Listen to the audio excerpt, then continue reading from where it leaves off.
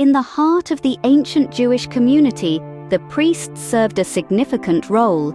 A conduit between the divine and the earthly, the priest administered God's words, made sacrifices on behalf of the people, consecrated the sacred temple, and guided the flock in worship and adherence to God's commandments. Now turn your thoughts to Jesus. How does he fulfill these priestly roles in his ministry? Consider Jesus' life, devoted to God from his youth, as described in the Gospel of Luke. "Did you not know that I must be in my Father's house?" he asked, even as a child. His life was lived according to God's law, and he taught others to follow the same path, as we see in the Sermon on the Mount, recorded in Matthew.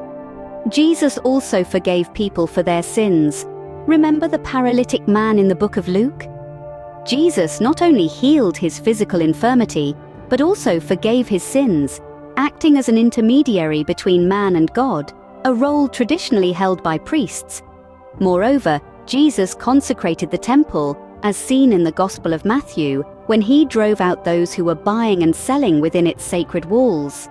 He interceded on behalf of God's people, praying for them as described in the book of John. And in a reflection of the scapegoat ritual from Leviticus, Jesus was led into the wilderness and tempted, embodying the concept of carrying away the sins of the people. But perhaps the most profound way Jesus fulfilled the role of a priest was through his self-sacrifice. He offered himself as the unblemished lamb on the cross, a sacrifice for all of humanity, as described in the Gospel of Luke. And he didn't stop there. After his resurrection, Jesus sent the Holy Spirit to reside with all believers. This act, recorded in the book of Acts, initiated all believers into the royal priesthood, with Jesus as our high priest, as described in the book of Hebrews. This initiation gives all believers direct access to God, as stated in the first letter of Peter and the book of Revelation. So, what does this mean for us today? The significance of Jesus fulfilling the roles of a priest is profound. It means that the gap between humanity and the divine has been bridged. No longer do we need a human intermediary to communicate with God. Through Jesus, we have a direct line to the divine. This realization not only changes our understanding of our relationship with God, but also redefines our role as believers.